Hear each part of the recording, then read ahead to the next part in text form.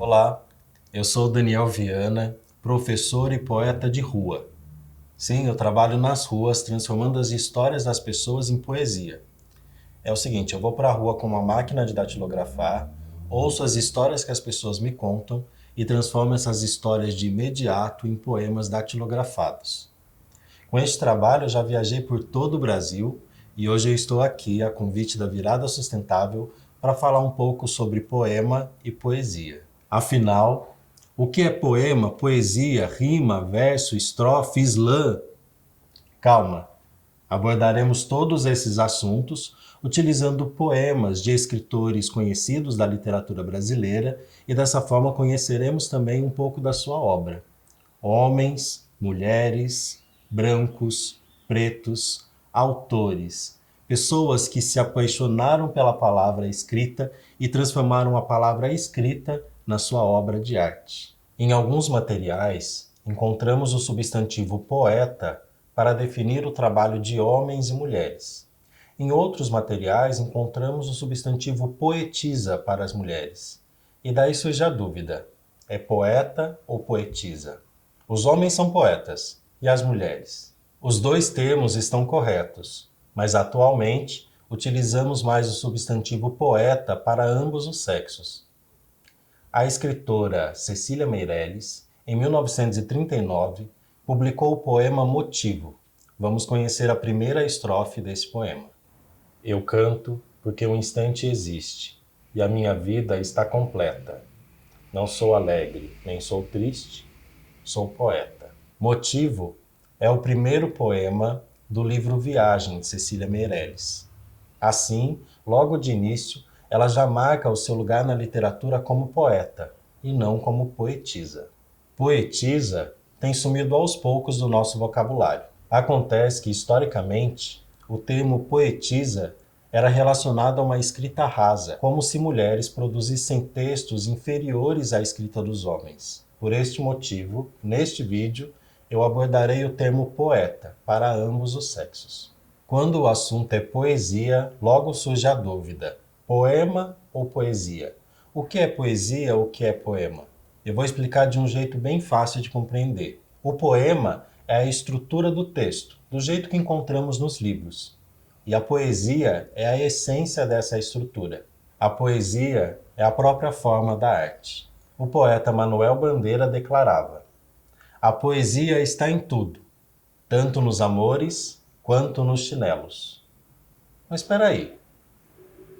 A poesia nos amores nós até compreendemos, mas nos chinelos? É isso mesmo. A poesia é a essência da arte. Ela está além dos livros, além das estrofes, dos versos dos poemas. A poesia está nas obras de arte, nos transportes públicos, nos selos dos correios, nas camisetas estampadas. A poesia está em tudo. No Brasil, poetas e seus poemas já estamparam as cédulas de dinheiro. Isso no período de 1989 a 1992. Desta forma, a população brasileira carregava nos bolsos Carlos Drummond de Andrade, Cecília Meirelles e Machado de Assis. Carlos Drummond de Andrade é considerado o poeta mais influente do século XX. Alguns de seus versos caíram no gosto popular, como é o caso de E Agora, José, que algumas pessoas utilizam no dia a dia quando não sabe muito o que fazer, que decisão tomar. Ou outros versos do poeta, como Mundo, mundo, vasto mundo, ou No meio do caminho tinha uma pedra. Carlos Drummond de Andrade é autor também do poema Quadrilha, conhecido e utilizado até mesmo na publicidade. Quadrilha. João amava Teresa, que amava Raimundo, que amava Maria, que amava Joaquim, que amava Lili, que não amava ninguém. João foi para os Estados Unidos, Teresa para o convento. Raimundo morreu de desastre. Maria ficou para a tia. Joaquim suicidou-se. E Lili casou com J. Pinto Fernandes, que não tinha entrado na história. O poema Quadrilha, publicado em 1930, narra os encontros e desencontros amorosos. Mas engana-se quem acredita que poema só fala de amor e de saudade. A poesia pode ser utilizada para falar sobre qualquer assunto, de uma pedra no meio do caminho a um menino que tenta inutilmente carregar água na peneira.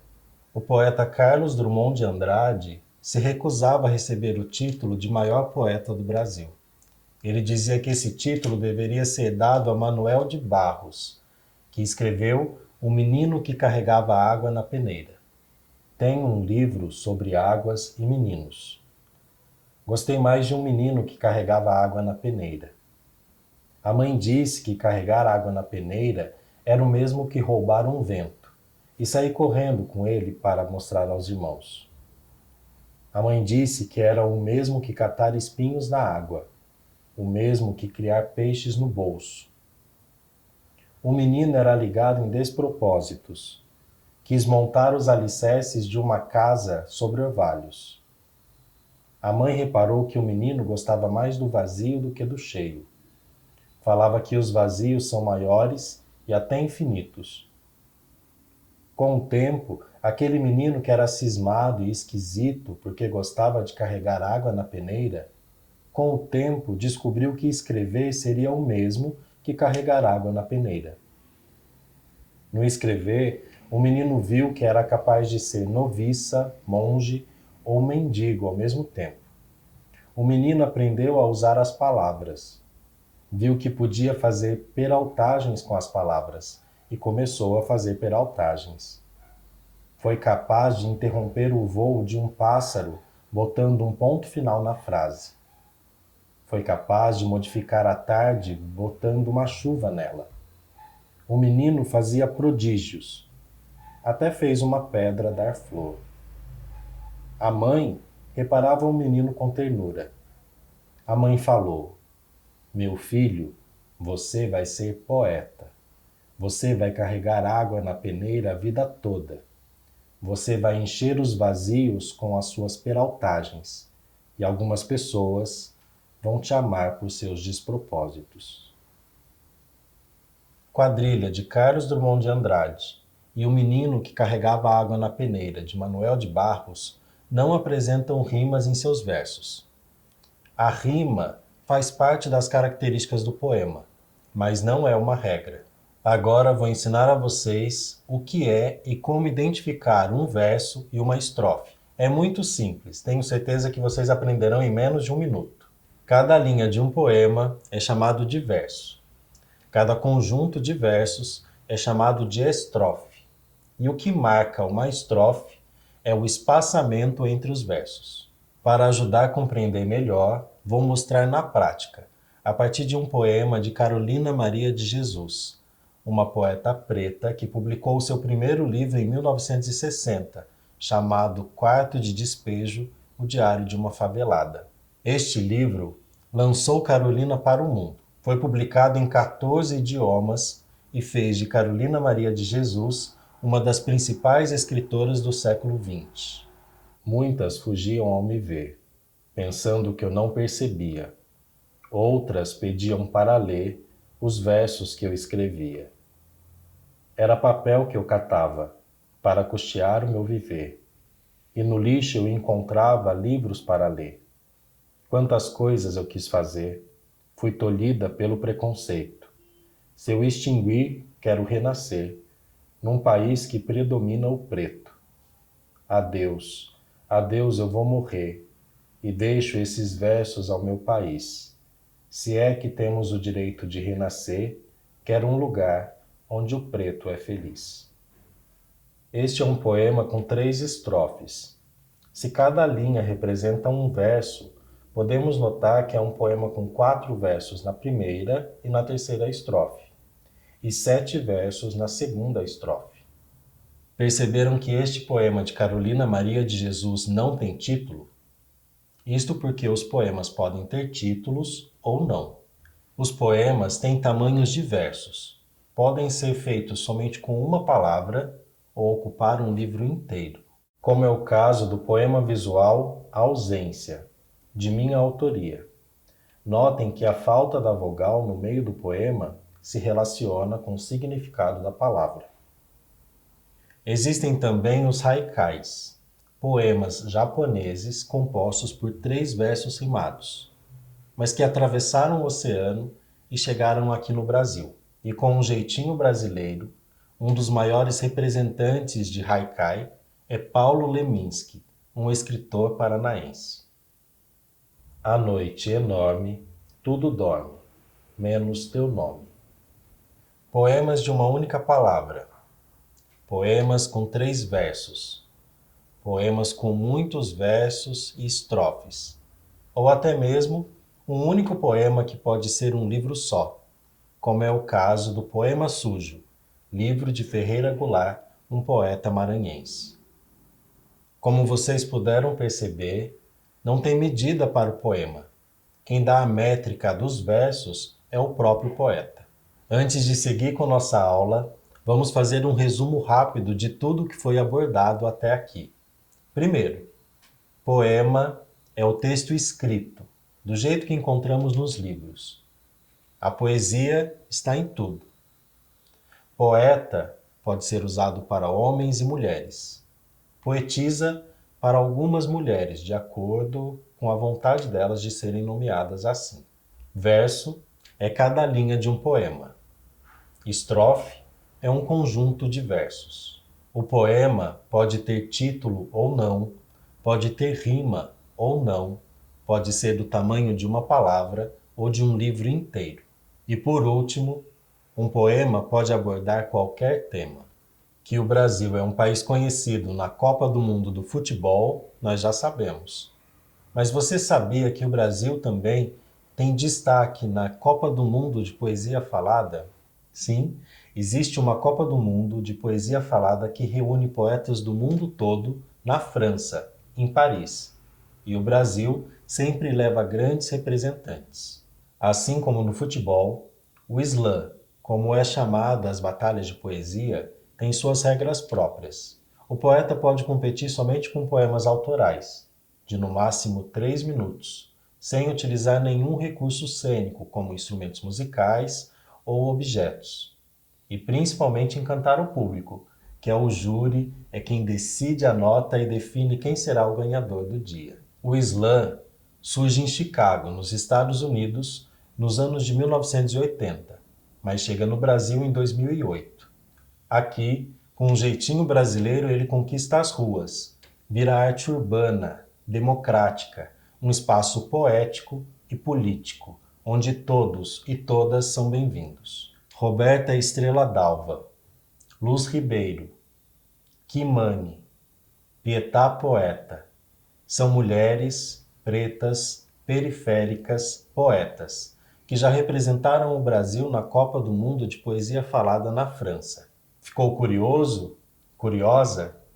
Vamos conhecer então o trabalho de Luz Ribeiro. Os meninos passam liso pelos becos e vielas, os meninos passam liso pelos becos e vielas, os meninos passam liso pelos becos e vielas. Vocês que falam becos e vielas, sabe quantos centímetros cabe em um menino? Sabe de quantos metros ele despenca quando uma bala perdida o encontra? Sabe quantos nãos ele já perdeu a conta? Quando vocês citam quebrada nos seus TCCs e teses, vocês citam os 6 filhos que dormem juntos, vocês citam as cores da parede natural, tijolo baiano, vocês citam que geladinho é bom só porque custa R$1, vocês citam que quando vocês chegam para fazer suas pesquisas, seus vidros não se abaixam, não citam, não escutam, só falam falácias. É que vocês gostam mesmo, é do gourmet da quebradinha. Um sarau, um sambinho, uma coxinha, mas entrar na casa dos meninos que sofreram abuso durante o dia não cabe nas suas linhas. Suas laudas não comportam batuque dos peitos laje vista pro córrego. Seu corretor corrige as estruturas dos madeirites. Quando eu me estreito no beco, feito pros meninos P de impróprio, eu me perco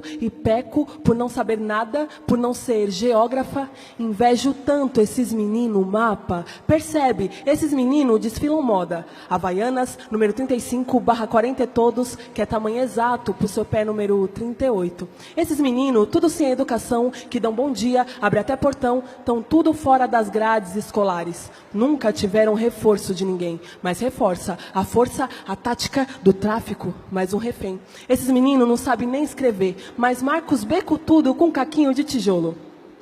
P, C, C, pro você ver, Vê, não vê. Esses meninos sem carinho, não tem carrinho no barbante. Pensa comigo que bonito se fosse peixinho fora d'água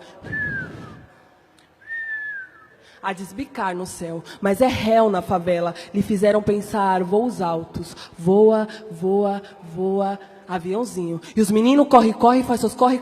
Podia ser adaga, flecha, lança, mas é lançado para fora, vive pela margem. Na quebrada do menino não tem nem ônibus pro centro da capital. Isso me parece um sinal, é tipo uma demarcação de até onde ele pode chegar. E os meninos malandrão faz toda a lição, acorda cedo, dorme tarde, é chamado de função.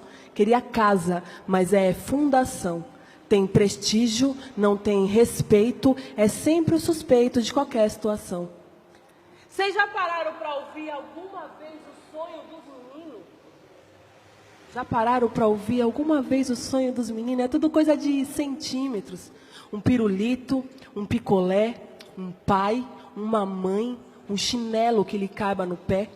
Um aviso, quanto mais retinto o menino, mais fácil de ser extinto. Seus centímetros não suportam 9 milímetros, porque esses meninos sentem metros. Poetas como Luz Ribeiro é uma das influenciadoras do movimento. No Brasil, acontece também o Slam do Corpo, que reúne poetas surdos e conta com tradução em Libras. Temos também o Slam interescolar. Para participar, tem que ser alunos do ensino fundamental ou médio. Se você ficou interessado no movimento dos slams, procure saber, escreva seu poema e participe. Agora, vou compartilhar com vocês algumas dicas de escrita criativa. A escrita é um exercício. É muito legal escrever quando está inspirado, mas se você escreve sempre, os seus resultados serão melhores. Preparei para vocês uma lista com 10 dicas para escrever o seu poema. Dica 1. A escolha do tema. Você precisa saber o que você quer dizer. Dica 2. Qual é o público-alvo do seu poema? É um poema para uma pessoa? É um poema para um concurso? Ou é um poema para você guardar no seu diário? Você precisa ter claro quem lerá o seu texto. Dica 3. A partir do tema, quais são as palavras, as sensações, os sentimentos que despertam em você? Dica 4. Crie uma lista com essas palavras. Ela te ajudará a transmitir o que você pensa e como você quer dizer. 5. Decida se o seu poema terá rimas. Se for da sua escolha, eu vou deixar aqui uma dica. Na internet existem alguns sites de dicionário de rimas. Você coloca a palavra e ele te apresenta uma seleção de outras palavras que rimam com a que você sugeriu. 6. Escreva. Escreva e, se tiver dúvida, escreva novamente. Esse é o momento de você colocar no papel tudo o que você sente. Não precisa pensar numa ordem do poema. Simplesmente escreva. Dica 7. Organize o seu texto. A partir das suas anotações, qual é o verso que pode iniciar este poema? Como você complementará este poema e qual é aquele verso que você deseja que seja o final? 8. Com o texto estruturado, leia primeiro silenciosamente para descobrir se existe alguma correção a ser feita. Depois, leia em voz alta para descobrir o ritmo do seu poema. 9. Compartilhe o seu texto com os amigos para ter outras opiniões. E a dica de ouro: leia poetas. Ao entrar em contato com a obra de outros poetas, você se aproximará do gênero poema e produzirá melhores resultados. Para escrever o seu poema, você pode utilizar exercícios de escrita. Vou compartilhar com vocês 3 exercícios que eu utilizo para produzir os meus trabalhos. Faça uma lista com palavras que estejam relacionadas ao tema. Por exemplo, incêndio. Além de fogo, quais são as outras palavras que ilustram o incêndio? Depois, tente conectá-las em um mesmo poema. Experimente criar uma série de poemas sobre o mesmo assunto, dando os novos pontos de vista para aquele assunto. Por exemplo, isolamento social. Você pode escrever a partir do ponto de vista de quem fica em casa, pode escrever sobre quem sai de casa todos os dias por conta do trabalho, pode escrever sobre quem não quer utilizar a máscara, ou pode escrever até sobre o ponto de vista da máscara. Os pontos de vista serão diferentes e os resultados também serão diferentes, mesmo tendo em comum o mesmo tema. Use metáforas. A metáfora é uma figura de linguagem muito utilizada nos poemas, porque ela descreve tudo com mais poesia. Por exemplo, dentadura. Dentadura é uma prótese dentária, mas a gente pode descrever isso com mais poesia e dizer, por exemplo, que uma dentadura é um sorriso que não cabe na boca. Um outro exercício é criar um dicionário de metáforas sobre a vida.